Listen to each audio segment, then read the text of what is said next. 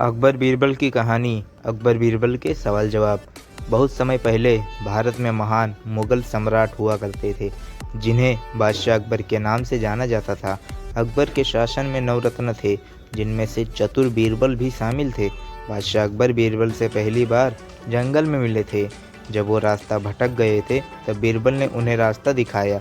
उस समय बीरबल को महेशदास नाम से जाना जाता था। अकबर ने महेशदास का नाम बदलकर बीरबल रख दिया था।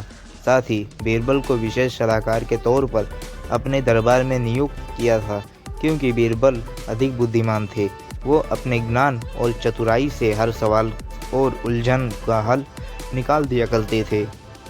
बीरबल बेहद कम समय में महाराजा अकबर के चहेते सलाहकार बन गए थे। इस बात से उनके सभा में अन्य मंत्री और महामंत्री बीरबल से जला करते थे। यह जलन उनके साले मानसिंह को भी थी। इसलिए एक दिन मानसिंह ने बीरबल की परीक्षा लेनी चाहिए। उन्होंने बीरबल से 3 सवाल पूछने चाहे। महाराज अकबर ने भी बीरबल की परीक्षा लेने की अनुमति दे दी। आसमान में कितने तारे हैं? मानसिंह का पहला सवाल था कि यह पहला सवाल था। यह सवाल सुनकर बीरबल से जलने वाले अन्य दरबारियों को खुशी होने लगी। महाराजा अकबर भी सोचने लगे कि क्या बीरबल इसका जवाब दे पाएंगे। बीरबल ने मुस्कुराते हुए कहा, इसका जवाब तो बहुत ही आसान है।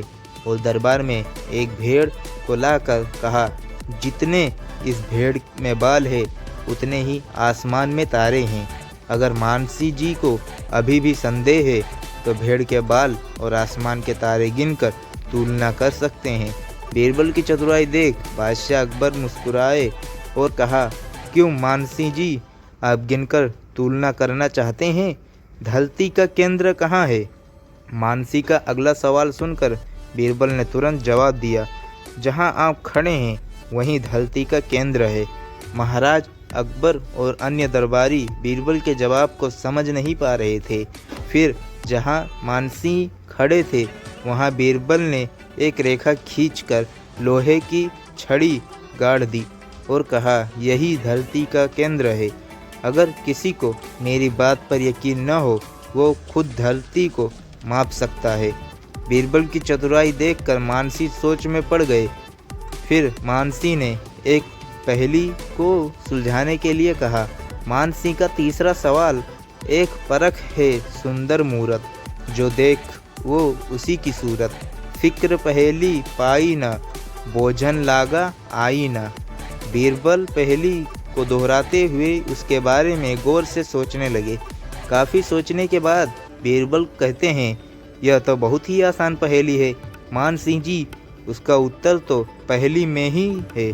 इसका उत्तर आईना है, जिसमें आईने के सामने खड़ा इंसान एक सुंदर मूरत है। आईने में उसे अपनी सूरत दिखाई देती है। बीरबल ने मानसिंह के सभी सवालों का जवाब बड़े चतुराई से दिया।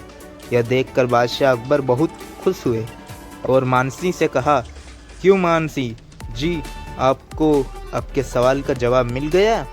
अकबर बीरबल की कहानी से सीख। इस कहानी से यह सीख मिलती है कि किसी भी सवाल का जवाब दिए जा सकता है।